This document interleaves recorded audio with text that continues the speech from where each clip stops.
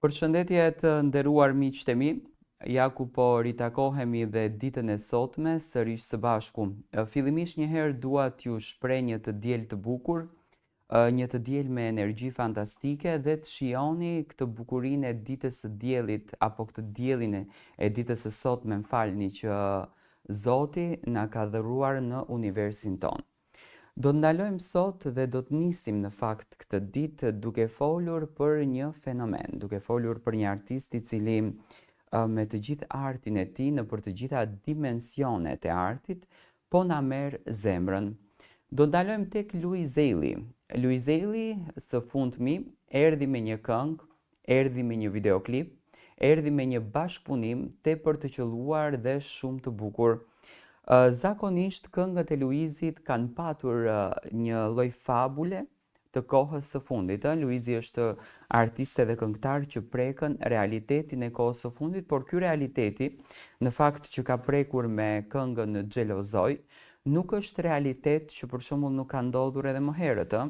Historikisht xhelozit, si në kohën e 80-s, 70-s, 60-s, 90-s, 2000-s, 2010-s, 2025-s, kanë patur xhelozi në mes. Unë mendoj që dashuri pa xhelozi nuk ekziston, dashuri pa të vërtetën nuk ekziston. Zakonisht dashurit janë, kur janë të vërteta, janë patjetër shumë xhelozi ka brenda. Dhe pikërisht kënga e Louis Aileyt është kjo, dashuri pa xhelozi, thonte në një pjesë. Por tematika apo fabula e ndërtuar në këtë këngë ishte fabula e ngritur për dashurin, ishte fabula e ngritur për emocionin, ishte fabula e ngritur për një gocën që protagonisti në fjalë ishte lënë, por ai e do shumë, edhe pa marrë parasysh që nuk janë bashk, ai e xhelozon, ai dëshiron të flet me të, ai dëshiron ta thërret atë. Domethënë kjo ishte fabula e kësaj këngë. Domethënë shpjegimi apo mesazhi i kësaj kënge ishte pikërisht ndjesia e vazhdueshme në një dashuri dhe egoja që del përpara nga të dy partnerët, por realisht asnjëri në realitet nuk mund të rinë pa tjetrin, asnjëri nuk mund të jetojnë pa tjetrin, asnjëri nuk mund të japin ndjesi shpirtërore për ditëshmërisë tyre pa tjetrin. Kënga ka arritur të merr 611.000 klikime të procesuara në YouTube deri më tani, sepse kënga ka vajtur edhe më shumë, por YouTube-i domethënë proceson ndryshe.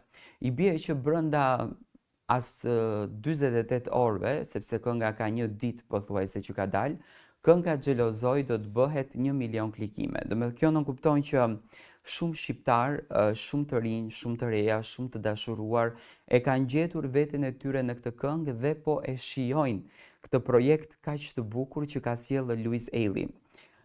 Ajo që ishte e veçanta në këtë videoklip, me aq sa kam patur mundësinë ta shoh dhe kam dashur që ta analizoj dhe ta komentoj, është fakti që ne si popull po sjellim një art shumë të mrekullueshëm. Le të themi jemi pak popull i veçantë në Ballkan, sepse po bëjmë ca videoklipe që e kthejmë veten gjithmonë në retrospektiv. Dhe po të hedhim një sy, dashurinë e kemi përshkruar gjithmonë me veshje të viteve të 80-ta.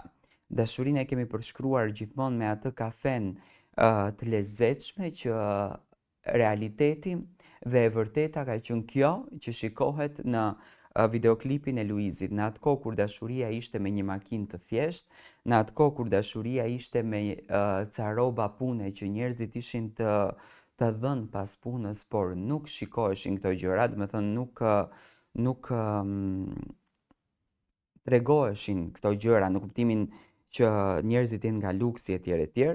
Domethënë jemi munduar që dashurinë ta japim me shpirt, është vlerësuar dashuria. Në atë kohë kur këndoheshte te poshtë balkonit një serenat korçare, që domethënë fjalët e serenatës ishin vath në vesh për zonjushën në fjalë. Dhe pikërisht Louis Ailey në fabulën e tij të dashurisë, në këngën e mrekullueshme Xhelozoj, e ka sjellur këtë përshkrim. Tani, Xhelozoj, unë nuk i besoj në asnjë mënyrë këto dashuriçkat që thonë se unë e dua partnerin apo partneren, por nuk e xhelozoj fare. E vërteta është sepse femrat zakonisht e kanë instiktin pak më të zhvilluar nga meshkujt. Femrat e ndjejnë kur është puna për xhelozi, domethënë e kanë shpirtërore, ndërsa meshkujt janë pak më të vakët në këtë gjë, domethënë e ndjejnë punën e xhelozisë në veprime, në shikime, në që ndoshta nuk është një shikim i vërtet, por psikologjia e tij krijon një xhelozi.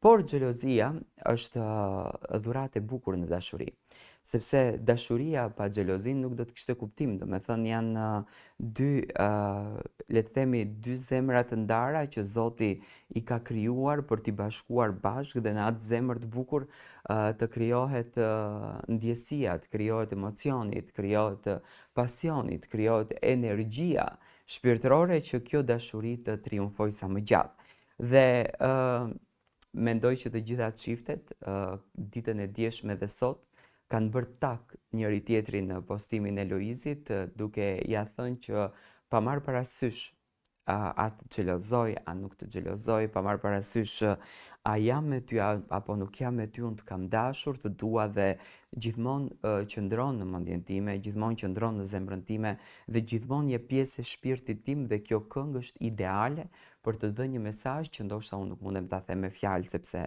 kur flasim për dashurinë, dashuria është mendoj unë 80% i shpirtit tënd që ti asnjëherë nuk mundesh ta thuash me fjalë, asnjëherë nuk mundesh ta shprehësh dhe asnjëherë nuk mundesh ta tregosh drejt të tjerëve se çfarë ti dëshiron të thuash. Domethënë zëri jot i brendshëm sa don të flas, ndoshta frymëmarrja jote dhe goja jote nuk i din në shkronjat fjalët të asaj që duhet thënë apo thjesht është një gjuhë në vete që nuk ekzistojnë shpjegime dhe fjalë në këtë univers për atë gjuhë.